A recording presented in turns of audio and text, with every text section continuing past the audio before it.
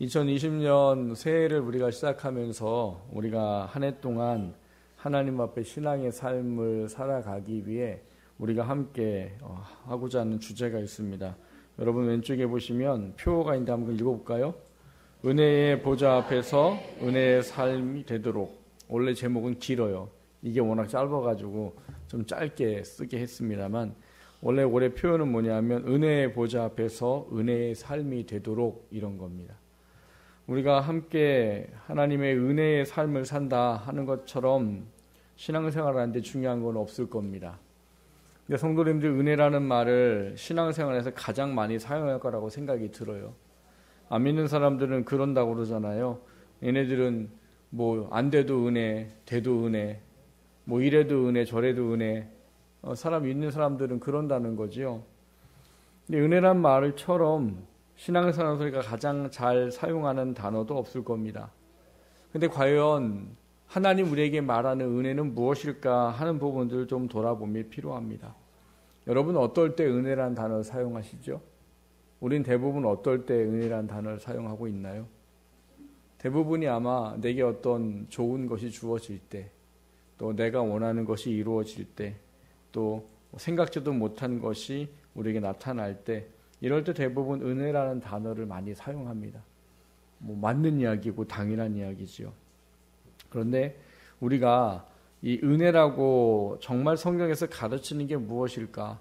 그리고 오늘 우리가 읽은 본문 히브리서 4장에 나와 있는 이 은혜라는 단어는 정말 뭘까? 이 고민들을 좀 해봐야 할 것 같습니다. 제가 원어는 잘 사용하지 않는 편이에요. 잘 말씀도 안 드리고 저도 모르고 여러분 말씀드려봐 여러분도 모르고. 근데 오늘은 좀 사용을 해보려고 해요. 이 오늘 은혜라는 단어는 헬라어의 카리스라는 단어로 쓰여 있습니다. 근데 카리스라는 단어가 굉장히 많은 단어로 우리나라에는 번역이 되어 있어요. 가장 많이 사용된 단어가 은혜예요. 은혜. 은혜라는 단어가 헬라어로 카리스인데 이 카리스라는 단어는 은혜로만 번역되어 있지 않고요. 어디엔 능력이라고 되어 있기도 하고 어떤 때는 뭐 하나님의 호의 뭐 이런 거로 번역되기도 하고 여러 가지로 많이 번역이 되어 있습니다. 신약 성경에는 총 155회가 사용되어져 있는데 이거를 크게 좀 정리를 해보면 세 가지 정도의 의미로 이해를 할 수가 있습니다. 하나는 우리가 일반적으로 이해하는 은혜예요. 하나님께로부터 부어지는 육적인 어떤 우리에게 품어주시는 하나님의 놀라운 사랑으로 우리에게 나타나는 것. 이런 의미로 사용되는 게 한 가지고 또 한 가지는 사실 제일 많이 사용된 단어의 용법입니다. 근데 이 은혜라는 단어로 제일 많이 설명을 하고 있는 게 뭐냐 하면 복음의 특성을 담은 것을 말할 때 은혜라는 단어를 사용해요. 그래서 가장 많이 이 은혜라는 단어로 표현된 게 뭐냐 하면 값없이 거저주시는 것 이렇게 되어 있어요. 그래서 우리가 값없이 거저주는 뭐라고 말해요? 은혜라고 말하죠. 그래서 성경의 대부분의 굉장히 많은 부분들의 은혜는 뭐냐 하면 우리가 구원을 받는데 이 구원이 어떻게 해요? 내가 뭘 해서 받는 게 아니고 하나님이 값없이 거저 주시는 것. 그래서 그거를 구원의 어떤 하나님께서 주시는 놀라운 그 사랑의 것을 은혜로 그렇게 설명을 합니다. 그래서 갈라디아서 2장 21절에 보면 오직 은혜로 구원을 얻는다라고 되어 있고요. 골로새서 1장 6절에 보면 이 복음이 이미 너희에게 이름에 너희가 듣고 참으로 하나님의 은혜를 깨달은 날부터 이렇게 되어 있습니다. 또 에베소서 1장 6, 7절에 보면 이는 그의 사랑하는 자 안에서 우리에게 거저주시는 바 그의 은혜의 영광을 찬미하게 하려는 것이다. 우리가 그리스도 안에서 그의 은혜의 풍성함을 따라 그의 피로 말미암아 구속 곧 죄사함을 받았으니 이렇게 말합니다. 이거 외에도 성경에 은혜라고 표현된 단어를 한번 잘 주의 깊게 읽어보십시오. 그럼 거기에 보면 대부분이 이 구원 또 값없이 거저주는 이 놀라운 것을 은혜로 우리에게 가르치고 있다는 사실을 알게 됩니다. 근데 또 한 가지 성경에 은혜라는 단어를 가지고 설명하는 게 있습니다. 근데 성경에서 또 한 가지 은혜로 말하는 건 뭐냐 하면 죄를 극복할 수 있도록 하는 하나님의 작용을 은혜라고 말해요. 달리 말하면 죄를 이길 수 있도록 능력을 주시는 걸 성경에서는 은혜라고 번역을 해 놓았더라는 것이죠. 하나님께서 우리에게 구원받은 하나님의 자녀로 살아가는데 가장 중요하게 여기는 건 죄입니다. 왜냐하면 우리가 앞서 두 번째 말씀드렸던 하나님이 거저주시는, 값없이 주시는 은혜가 뭐예요? 우리 힘으로 해결할 수 없는 죄로부터 우리를 구원하셔서 하나님의 자녀 삼아주시는 걸 은혜라고 말해요. 그런데 하나님의 은혜는 거기서 멈추지 않는다는 거예요.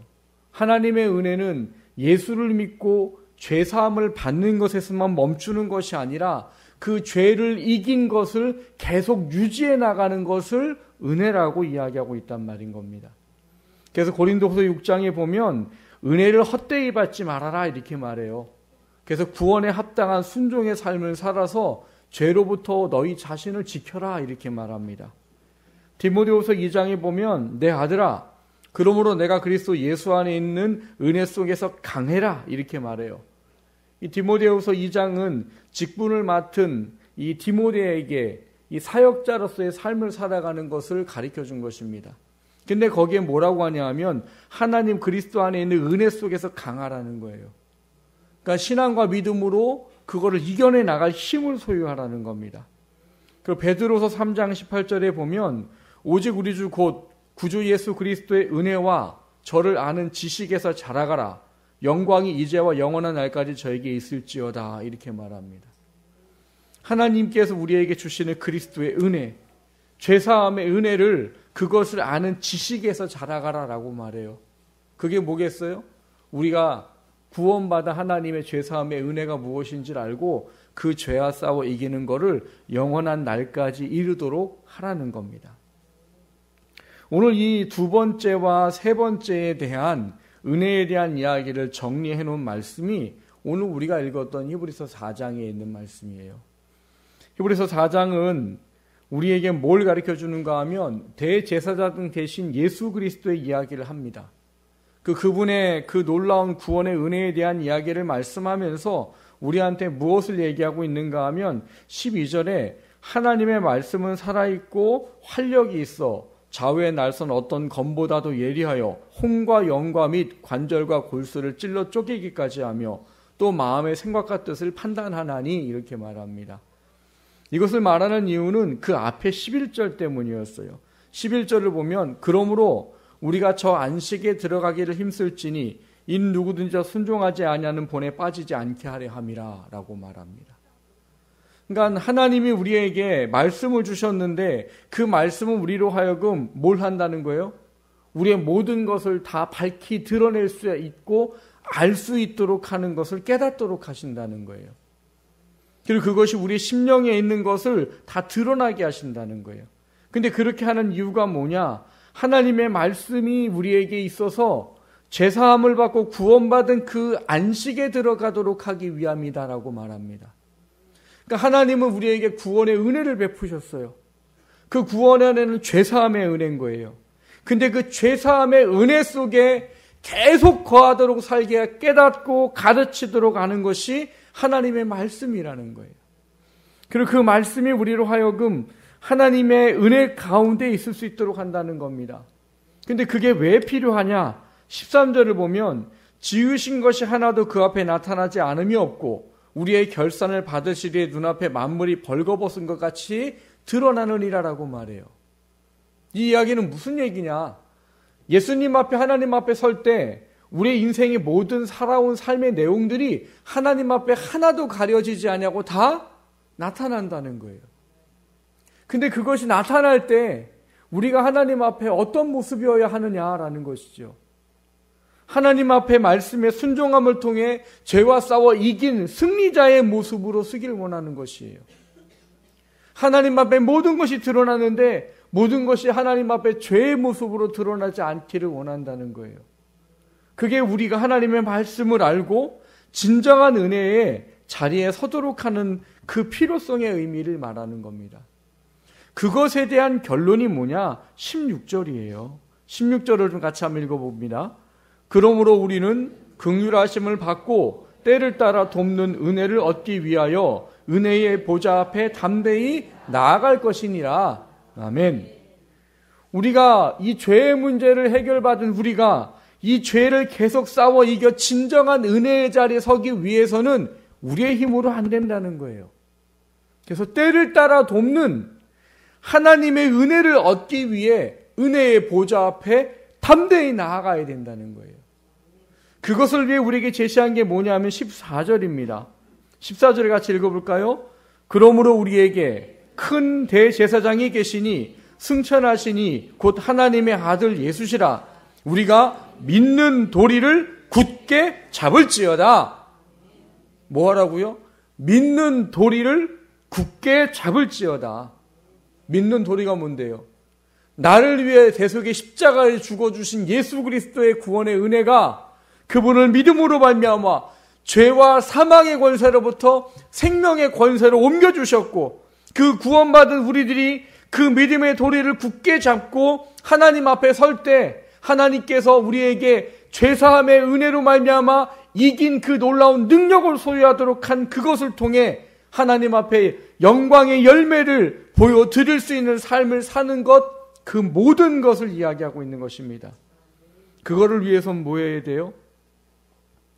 대제사장이신 예수 그리스도를 믿는 도리를 굳게 잡으라는 거예요. 예수님을 믿는 믿음을 굳게 잡지 못하면 우리는 사탄과 싸워 이길 수 없습니다.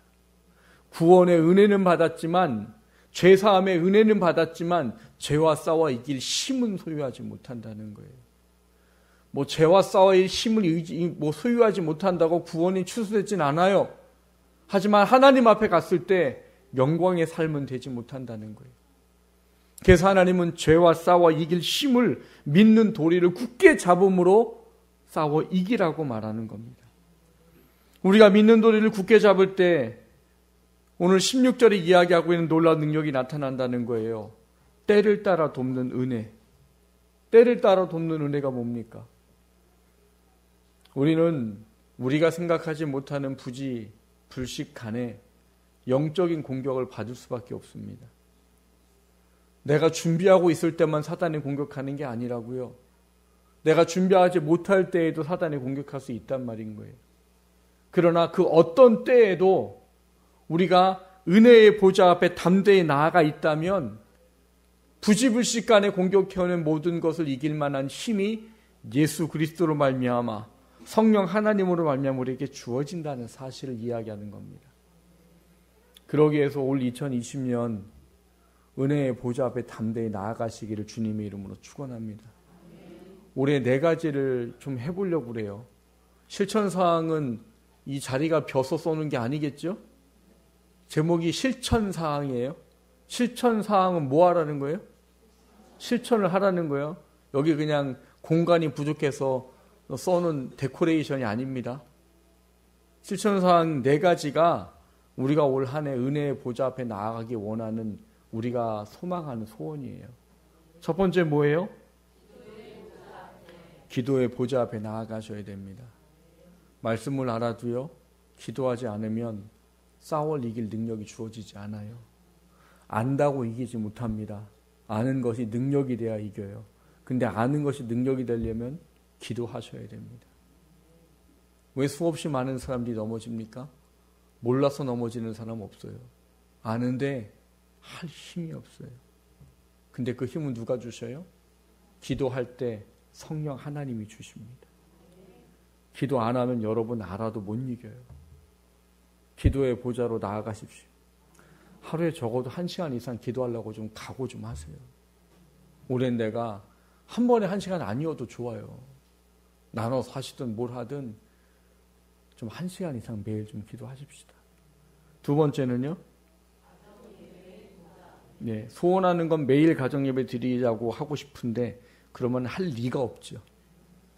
그래서 한 주에 한 번이라도 우리가 가정예배를 드렸으면 좋겠어요. 저기 뭐라고 써있어요? 저게 지금 3년째 붙어 있거든요. 제가 안 띄고 있잖아요. 3년째 왜 붙여놨겠어요? 네, 가정예배는요, 내 영혼만 세우는 게 아니라 아이들의 영혼을 세우는 축복의 통로입니다. 그리고 가정예배 드리면 하나님이 늘 여러분의 삶에 함께 하십니다. 주님이 가장이 되게 하셔야 됩니다. 올해는 한 주에 한 번 꼭 가정 예배 드리는 우리 모두가 되시길 원합니다. 세 번째는요. 네, 오늘 장 집사님이 누누이 얘기하고 나갔죠. 물론 버겁습니다. 한 번 하면 3시간 훈련해야 되고요.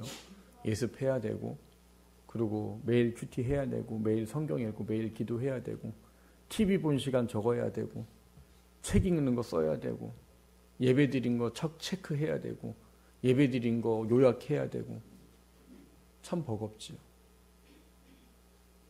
근데 그게 우리 영혼을 세웁니다. 부탁드려요. 나이 들었다고 난 안 해도 돼 그러지 마시고, 자신 있는 분은 오시면 돼요. 대신 봐달라고 하려면 오지 마세요. 네. 목사님 봐주세요 하려면 오지 마세요. 그러면 내가 뭘 할 수가 없어요. 여러 가지 올해도 훈련의 장이 열릴 겁니다.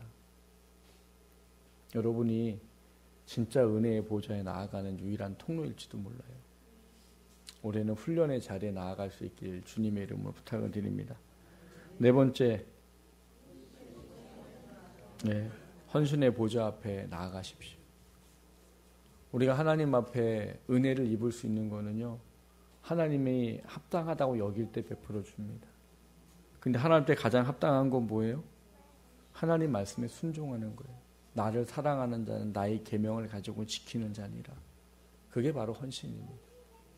올 한 해 헌신의 자리에 나아가시고 하나님 여러분을 때에 따라 도울 수밖에 없게 만드시기를 주님의 이름으로 축원합니다. 기복주의를 말하는 게 아니잖아요. 우리는 하나님을 믿고 그분을 사랑하고 그분의 사랑을 입어야 되는 사람들입니다. 그러려면 은혜의 보좌 앞에 있어야 돼요. 하나님이 인정하시는 삶의 모습에 있어야 돼요.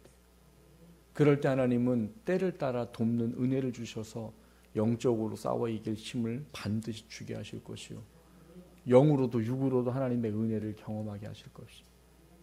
올 한 해 은혜의 보좌 앞에 나가서 은혜의 삶이 되시기를 주님의 이름으로 축원합니다.